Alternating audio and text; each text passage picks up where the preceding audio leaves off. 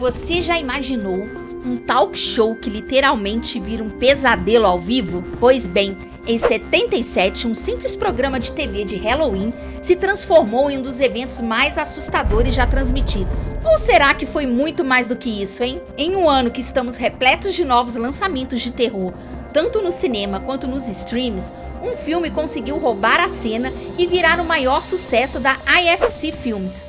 E se tornou o filme de terror de maior bilheteria na história dessa empresa. Agora, com a sua estreia no streaming, mais pessoas estão assistindo e se perguntando: o que diabos está acontecendo no final desse filme?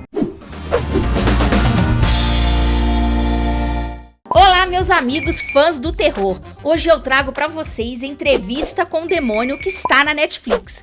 Um filme de terror que mistura televisão e o sobrenatural de um jeito que vai te prender do começo ao fim. E já te falo logo de cara que eu gostei demais desse filme. Finalmente um filme de terror que satisfaz a sede por histórias interessantes do sobrenatural. O filme ele tem uma execução muito rápida e que te faz grudar os olhos na tela para não perder nada do que possa vir a acontecer. Ele te dá aquela sensação de que preciso prestar atenção aos detalhes.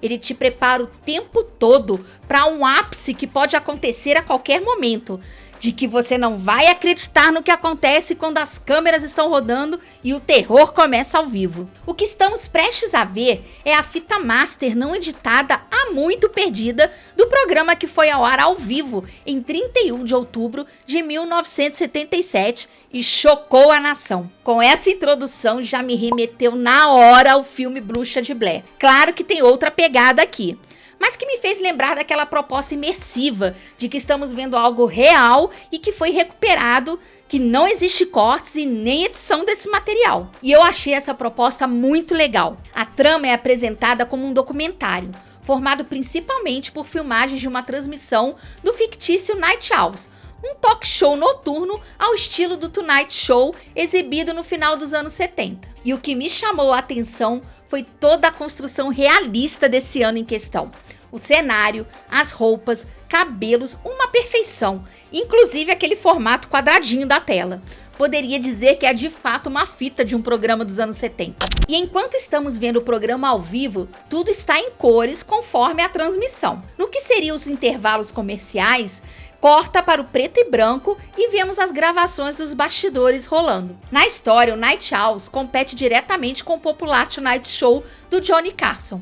E o anfitrião aqui é o Jack Delroy, interpretado de forma magnífica pelo talentoso David Dastmalchian. Acho que é assim que pronuncia. Oh, será que não? E ele está cada vez mais desesperado para melhorar a sua audiência. As coisas iam bem para o Delroy por um certo tempo, rendendo a ele uma indicação ao Emmy e um contrato estendido por mais 5 anos. No entanto, em 77, a maré começou a virar. As audiências pararam de crescer, nenhuma das indicações ao Emmy se transformou em vitória e sua esposa, muito querida por ele, faleceu de câncer de pulmão. E boatos começaram a circular então sobre sua possível ligação com um tipo de seita misteriosa que realizava rituais ocultos em florestas. E é aí que chega a tão temida Semana do Ibope, aquele período em que as avaliações são cruciais e as séries de TV enfrentam o risco de serem canceladas. Imagina só a tensão. E uma de suas apostas envolve uma transmissão especial de Halloween, que é a tal fita encontrada que iremos ver a partir daqui,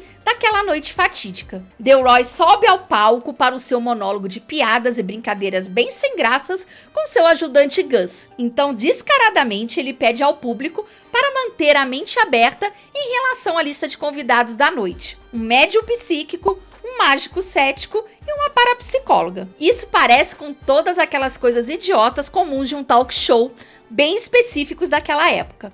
Até aqui, tudo bem. No decorrer do filme, somos apresentados a uma série desses personagens envoltos em situações bizarras, desde o médium com estranhas manifestações até uma jovem que alega estar possuída por um demônio. Enquanto o cético Carmichael tenta explicar os fenômenos de forma racional, o apresentador Delroy busca aumentar sua audiência a qualquer custo, pressionando a Doutora June e sua pupila a exibirem uma infestação psíquica ao vivo. E é claro que o resultado é um espetáculo perturbador que levanta a questão: até onde se vai em nome da audiência? E o filme brinca com essa ideia do que é real e o que é fabricado para a televisão, criando uma linha tênue entre ficção e realidade. E isso ressoa com o público, que se vê questionando se os eventos sobrenaturais estão realmente acontecendo ou se são apenas parte do show. E é exatamente assim que a gente se sente ao ver esses programas na TV. Pelo menos eu frequentemente me pego pensando: ah, tá bom que isso aí é de verdade. Foi combinado, tá na cara.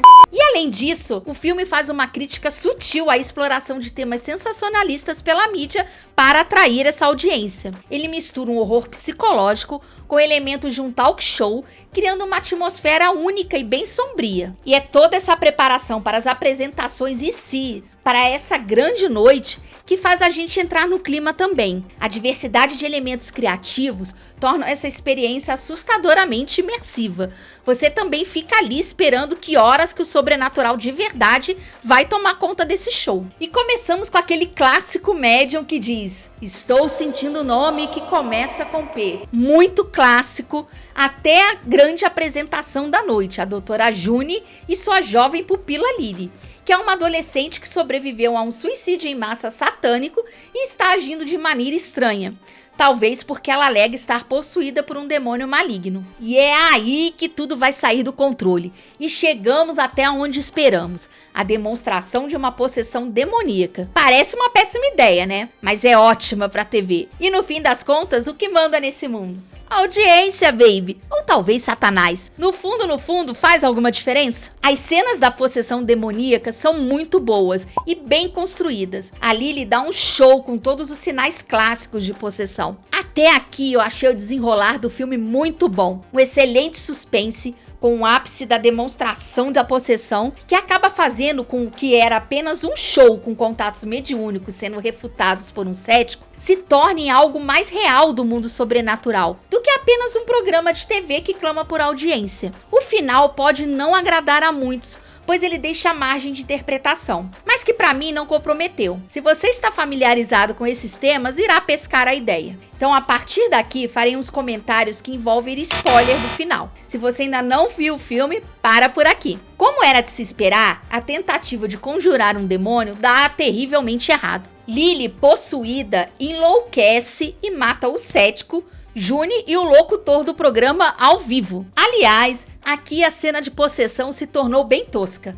Me lembrou um pouco do Poltergeist, aquelas luzes neon conectando Lily à TV, bem zoada. Mas aí Jack começa a ter alucinações que o levam por versões distorcidas de suas memórias. Até que ele vê uma visão de Madeleine, a esposa dele, em sua cama de hospital, pedindo que ele acabe com seu sofrimento. E isso o leva a esfaquear Lily até a morte. O filme então volta ao estúdio vazio, onde Jack é encontrado ao lado do corpo de Lily, cercado pelas outras vítimas, enquanto ouvimos ao longe a polícia se aproximar. E aí você me pergunta: o que diabos está acontecendo no final desse filme? A experiência de Jack fica cada vez mais distorcida, com imagem das figuras mascaradas daquela organização sombria da qual ele fazia parte. Descobrimos que essa organização, The Groove, ajudou ele a impulsionar sua carreira, mas ao custo do sacrifício de Madeleine, que morreu de um inexplicável câncer de pulmão. E o filme deixa em aberto se as visões de Jack são as manipulações do demônio